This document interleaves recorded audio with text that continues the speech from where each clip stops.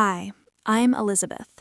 The day I stood on that Brooklyn rooftop, the skyline glowing with the last golden streaks of sunset, I felt a strange mix of excitement and emptiness. The string lights above twinkled gently, peonies swayed in the evening breeze, and two vintage chairs sat silently behind me. They were meant for my parents, but they were empty, again. I had imagined this day countless times, my wedding day, the one moment in my life I had always wanted to feel seen. But here, in the quiet of my carefully prepared rooftop garden, reality was harsher than I expected. I ran my fingers over the lace of my wedding dress, feeling the delicate texture brush against my skin. My mind wandered to the message that had haunted me for years. We'll be at Isabella's Tony Awards after-party instead. Rain check?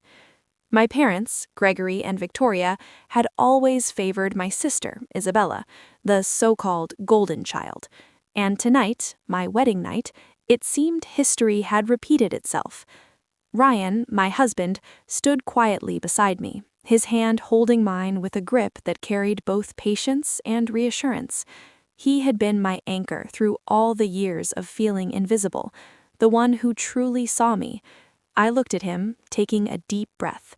"Let's make it beautiful. For us," I whispered. He smiled gently. "Exactly. No matter who shows up, we make this magical." The rooftop was my sanctuary tonight. Every detail, the flowers, the ribbons, the candles, was a reflection of months of planning, hours of late-night sketching, and relentless dedication. This was more than a wedding venue. It was a stage for my emotions, a canvas for my story. And yet, the absence of my parents cast a shadow I couldn't ignore. I thought back to my childhood. While Isabella performed on Broadway stages and attended glamorous award parties, I had spent nights baking pastries, delivering cakes, helping my parents in ways they barely noticed. Every small triumph of mine had been met with polite nods or silence. I had learned early that my victories didn't matter, not the way hers did. As I stood there, memories flooded in. Birthdays they barely remembered, recitals they didn't attend, small achievements celebrated by strangers but overlooked by them. I had long accepted their favoritism, but tonight, on my wedding day, it felt like a final, undeniable confirmation. Ryan squeezed my hand. "You've done so much, Harper. All of this, it's yours," he said softly. I nodded, feeling the mix of pride and sorrow twisting inside me. He had always understood, never judged, never compared. Tonight, his presence was my gift, my comfort, my reminder that family could also mean the ones who choose to see you. The city below murmured quietly, the hum of traffic blending with the soft rustle of flowers. I closed my eyes for a moment, letting the breeze wash over me, reminding myself that this night was ours. The empty chairs behind me weren't just chairs, they were the years of neglect, the silent favoritism, the repeated pattern I had endured. But tonight, I could acknowledge them without letting them define me. I remembered the countless hours in the kitchen, perfecting pastries while the world celebrated Isabella. The smell of chocolate, vanilla, and fresh bread had been my constant companions. My bakery in Williamsburg, once a dream, had become a testament to my dedication and resilience. Every burnt batch, every late night, every small failure had led me here. And yet, no validation had ever come from those I had hoped would notice. Tonight, however, validation wasn't coming from them. It was coming from me, from Ryan, from the life we had built together. I would no longer wait for approval. I would claim my moment, my joy, my worth. As the sun dipped lower, casting long shadows across the wooden floor, I arranged the final touches. Candles flickering softly, flowers perfectly in place, guests began to arrive, their smiles genuine, their excitement infectious. Couples, families, friends, strangers curious about the rooftop event, all drawn by more than just the promise of pastries. They were drawn by the warmth, the intention, the love I had poured into every detail. I watched them, a sense of satisfaction swelling inside me. This connection, this shared joy, was real. Unlike the hollow attention I had sought from my parents, this was earned, sincere, and unshakable. Ryan moved beside me, offering trays of pastries, engaging with guests effortlessly. His presence was a quiet celebration of our shared life, our choices, our victories independent of others' approval. I allowed myself to reflect, for a brief moment, on the contrast between my wedding and my sister's life. Isabella's world was glittering and grand, but I knew the truth beneath the surface. Appearances could dazzle, but they could not fill the emptiness that genuine acknowledgement provides. Here, on my rooftop, authenticity reigned. Here, love was visible, tangible, and heartfelt. A gentle smile touched my lips as I realized something important. I had spent years feeling invisible, overlooked, replaced, but tonight, surrounded by the people who truly mattered, by laughter, gratitude, and sincere appreciation, I was seen. Not by those I expected, but by those who deserved my presence as much as I valued theirs. The first few hours passed in a blur of small celebrations, shared stories, and the sweet aroma of pastries. Children ran between tables, couples whispered compliments, and the twinkling lights above mirrored the sparkle in my eyes. Each moment reinforced the truth I had long denied. My worth was not determined by their presence or absence, but by my courage, creativity, and the love I cultivated. By the time the city lights reflected brightly in the windows, I felt a quiet resolve settle within me. My wedding day was not just a day of joy, it was a declaration. I would no longer measure myself against the shadows of neglect. I would not seek validation from those who had never offered it freely. I had created beauty, love, and connection on my terms, and for the first time in a long time, I felt complete. As I glanced at Ryan, my heart full, I whispered softly, "This is our night, our story. No one can take this away from us." He nodded, squeezing my hand, his calm smile reflecting the depth of understanding and shared strength between us. The rooftop, the skyline, the gentle breeze, the string lights, they weren't just scenery, they were witnesses to my resilience, my journey from neglect to self-recognition, and the power of choosing joy and love on my own terms. And as the night deepened, I knew that the emotional storm of the past, the favoritism, and the repeated disappointments would remain, but they would no longer define me. Tonight, I had learned something profound. Being overlooked did not mean being invisible. Choosing to celebrate myself, my achievements, and the people who truly valued me was far more powerful than any approval I had sought in vain. The empty chairs behind me, once symbols of neglect, now felt like markers of a past I was ready to leave behind.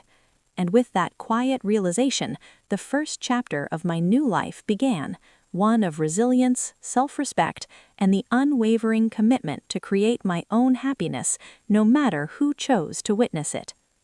I spent the next few hours at the bakery, moving between ovens and counters, letting the rhythm of work distract me from the swirling emotions inside. The familiar warmth of flour, sugar, and chocolate felt grounding, almost like a safe harbor amid the storm of memory and hurt.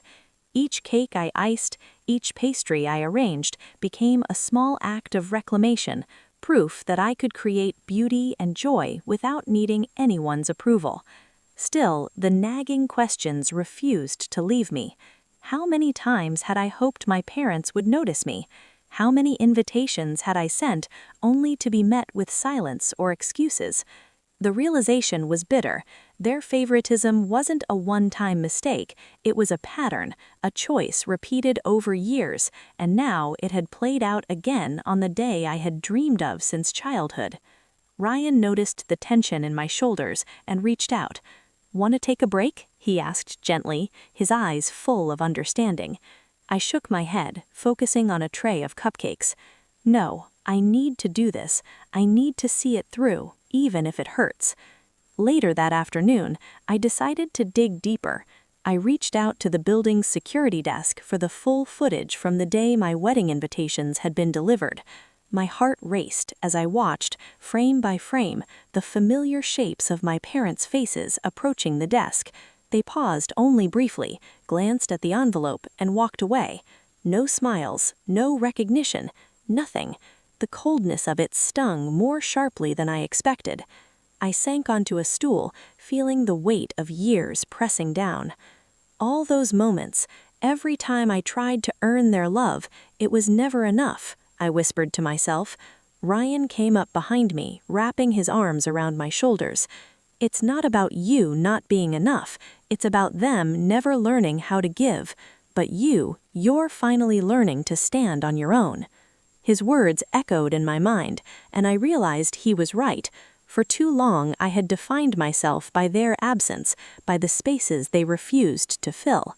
But now I had a choice, to let their neglect continue to shape me, or to reclaim my power and my story.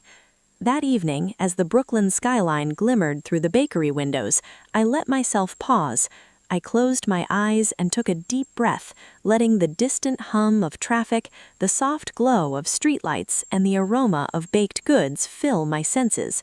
I was tired, yes, but I was also awake to my own strength, my own worth, and the life I was building with Ryan by my side.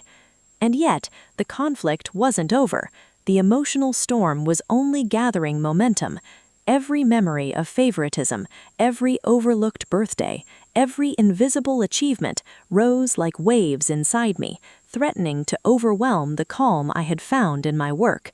I knew I had to confront these feelings, not bury them, because that confrontation would define the next steps in my journey. The following days were a mixture of routine and tension. I noticed every subtle reminder of my parents' absence, a social media post I wasn't tagged in, a call I wasn't included on, an invitation I wasn't acknowledged. Each tiny omission added fuel to the fire of realization, the fire that had been quietly building for decades. Yet, in the midst of this growing tension, I also noticed something new: clarity. The rising conflict wasn't just external, it was internal. It was about finally seeing the truth without sugarcoating it, about recognizing the patterns that had shaped my childhood and adulthood, and about deciding how I would respond. For the first time, I wasn't just reacting, I was thinking, planning, and feeling a quiet, steady determination. By midweek, I began documenting everything: messages, missed calls, security footage, and little notes to myself about moments when their favoritism had cut deepest. It was painstaking, but also empowering. Each note, each piece of evidence was a reminder that my story mattered, that my experiences were valid, and that I had the right to honor my feelings. Ryan watched silently as I spread papers across the kitchen table, his presence steady and unwavering. "You're not just remembering," he said softly. "You're claiming your truth." I nodded, feeling a swell of gratitude. For the first time, it wasn't about proving them wrong. It was about proving to myself that I deserved recognition, love, and respect, even if it didn't come from my parents. The rising conflict reached its peak one night as I sat alone on the rooftop, looking out at the Manhattan skyline. The city lights shimmered like a million tiny stars, but I couldn't shake the ache inside. I whispered to the wind, "Why didn't they care? Why wasn't I enough?" But even in that moment of despair, a seed of resolve took root. I realized that I couldn't control their choices, but I could control mine. I could choose to rise above the neglect, to transform pain into action, and to finally create the life and recognition I had always deserved. That night, I made a quiet vow.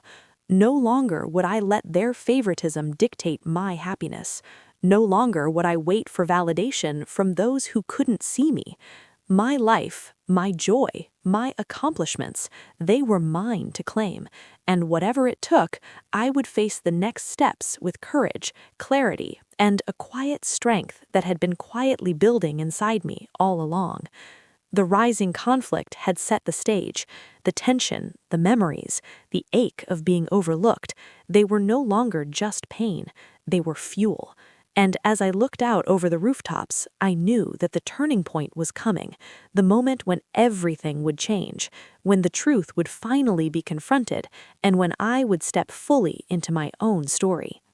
The next morning, I woke with a strange mix of dread and determination. The city was alive below me, Brooklyn humming with its usual rhythm, but up here, on the quiet rooftop, my thoughts raced.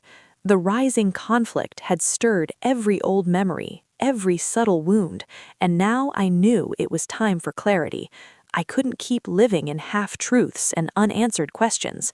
I needed to see the full picture, whatever it held. Ryan noticed my quiet intensity as I prepared for the day. "What's going on in that mind of yours?" he asked softly, his hand brushing mine.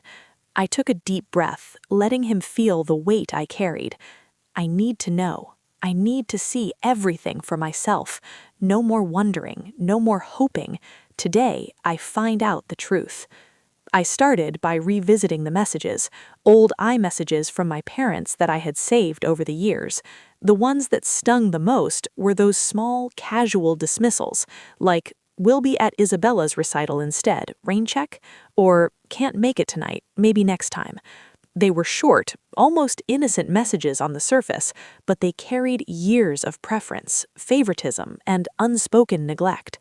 Each one made the ache in my chest tighten, but it also lit a quiet fire inside. Determined, I headed for the building where the wedding invitations had been delivered. The security desk attendant, a young woman with kind eyes, helped me pull up the footage. I felt my heart pound as the screen flickered to life, showing the lobby, the elevator, the polished floors, but most importantly, my parents. There they were, Gregory and Victoria, walking casually toward the desk. They exchanged a brief nod with the clerk, their hands brushing the invitation, but not once did they glance up at me. Not once did they acknowledge the effort, the anticipation, the day I had been dreaming about for years. The coldness of it hit harder than I imagined. I sank into the nearest chair, my hands trembling slightly. Years of frustration, invisibility, and unspoken pain surged forward. This is exactly what I've felt all my life," I whispered, my voice barely audible. Ryan's hand found mine, squeezing gently, grounding me. "You see it now," he said softly. "You don't have to imagine anymore. It's real, and now you know." That realization was both devastating and freeing. For the first time, the patterns were undeniable. The favoritism, the neglect, the repeated choice of my sister over me wasn't a mistake, it wasn't a lapse, it was consistent. And yet, instead of collapsing under the weight of this truth, a strange clarity settled. I realized that this moment, the turning point, was mine to claim. I could let it crush me, or I could let it fuel me.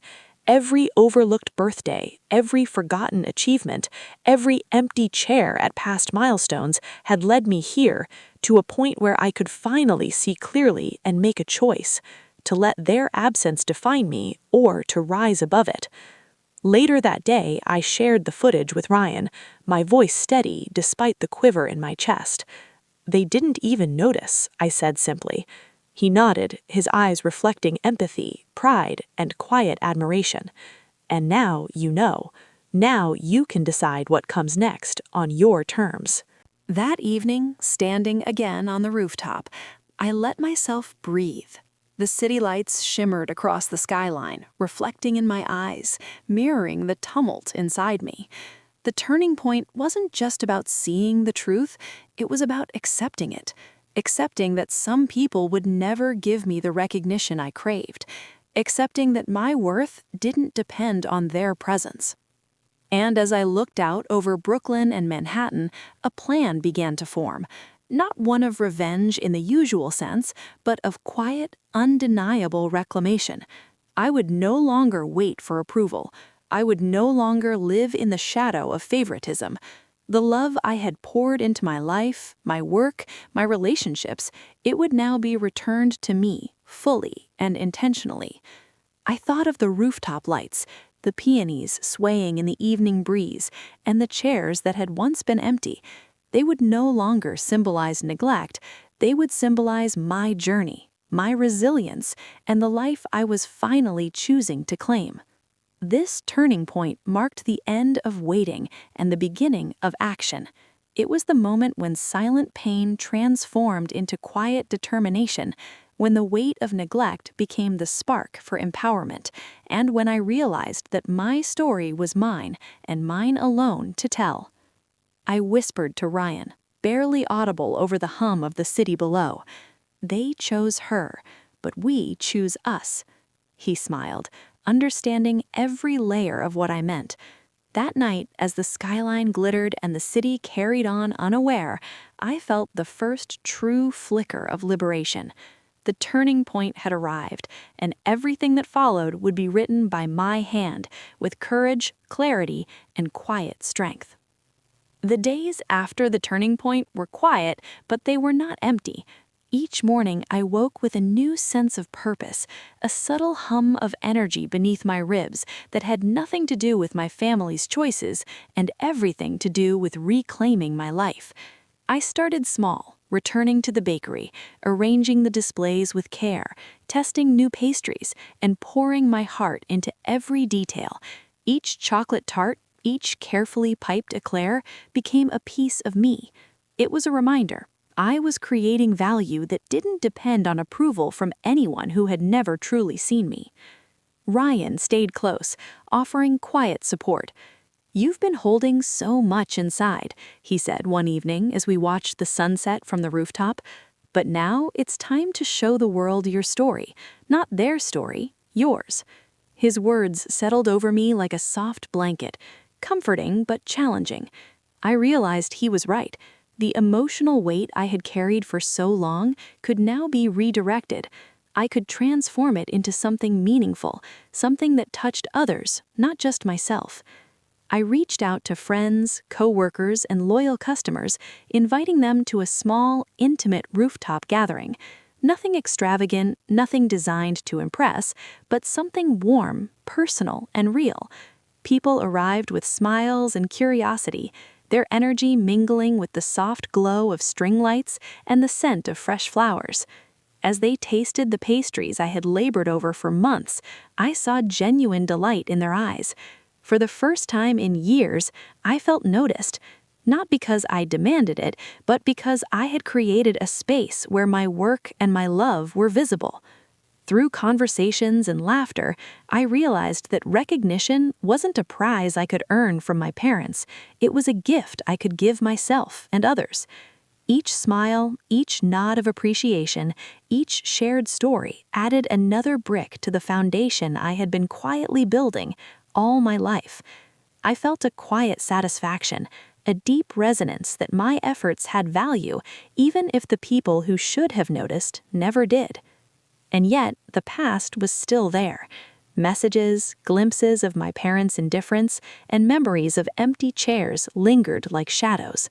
But instead of allowing them to define me, I started to reinterpret them. Each slight, each overlooked achievement became a marker, not of failure, but of endurance. I had survived, thrived, and built a life full of creativity, love, and purpose, despite years of neglect. One evening, as the rooftop lights flickered in the breeze, I stood alone for a moment, letting the city hum beneath me. The view was breathtaking, the Manhattan skyline glowing with gold and orange as the sun dipped low. But it wasn't just the scenery that captivated me. It was the realization that I had arrived at a personal resolution. My worth was not tied to their presence or approval. I was enough. My life, my choices, my love for the people around me, this was what mattered. Ryan joined me, his hand brushing against mine. "You've done more than anyone could have expected," he said softly. "You've turned pain into purpose, and it's beautiful to witness." I smiled, feeling a swell of gratitude, not just for him, but for the journey itself. The resolution wasn't about them acknowledging me. It was about me finally acknowledging myself, embracing my value, and allowing myself to feel complete. As the evening unfolded, friends danced lightly to the soft music playing in the background. Children chased each other between tables, laughing freely. Strangers became part of a shared moment of joy. And I realized something important. Connection, love, and celebration are not dictated by blood or obligation. They are created, nurtured, and chosen, and that is exactly what I had done. By the time the night ended, I stood at the edge of the rooftop, looking out at the glowing city, and felt a profound sense of peace. The empty chairs no longer represented neglect, they were a silent testimony to the life I had built for myself. The turning point had been painful, but the resolution was empowering. I had taken the raw truth of abandonment and transformed it into something lasting, a life defined by my actions, my love, and my choices. That night, I whispered softly to myself, I am seen, I am valued, I am enough. And for the first time in a long time, I meant it. The morning after the rooftop gathering felt different. The air smelled sweeter, lighter, as if the city itself had noticed the shift inside me. I walked through Brooklyn's streets, each step grounding me in a truth I had been learning slowly but surely. My worth was never dependent on anyone else's validation. The bakery buzzed with the usual morning energy, but today it carried a new kind of warmth. Customers laughed, shared stories, and tasted my creations with genuine delight. I greeted each one, realizing that this small corner of the world, this life I had built, was proof of resilience, creativity, and love. It was proof that I could carve my own path, no matter who had chosen to ignore me. Ryan leaned against the counter, a soft smile on his face. "Look at what you've created," he said quietly. "All of this came from your hands, your heart, and your perseverance." I nodded, feeling a deep sense of fulfillment that no approval, no recognition from others could have given me. The past, the neglect, the years of being overlooked, they had shaped me, yes, but they no longer controlled me. As the day moved on, I thought about my parents, the messages, the empty chairs, the favors shown to my sister over me. It was still painful to acknowledge, but instead of letting it hurt me, I allowed it to teach me. I understood now. Their absence did not diminish my accomplishments, my love, or my happiness. It only clarified where I should focus my energy, and that was on people who truly mattered, including myself. The evening came and the rooftop was quiet once more. I stood alone for a moment, looking out over the sparkling Manhattan skyline. The string lights above me twinkled like stars, and I felt a soft sense of gratitude. I had turned heartbreak into hope, absence into presence, and neglect into nourishment for my soul. The emotional storms had passed, leaving behind clarity, peace, and purpose. I whispered to myself, "This is my life, my story, and I finally get to live it on my terms." Ryan joined me, wrapping his arm around my waist. Together, we watched the city pulse beneath us, knowing that no matter what the past held, we were building a future filled with love, joy, and authentic connections. In that moment, I realized a simple, quiet truth. Life is not defined by the people who fail to see you, but how you choose to see yourself. And as the lights of Brooklyn shimmered in the distance, I felt an overwhelming sense of peace. I was finally free to be seen, to be loved, and to live fully on my own terms. The rooftop, once a stage for disappointment, had become a sanctuary for empowerment. The empty chairs were no longer symbols of neglect. They were reminders that the power to create joy, love, and meaning had always been in my hands. And with that, I smiled softly, letting the night carry away the last shadows of doubt. I was enough. I was worthy. I was finally, truly at peace.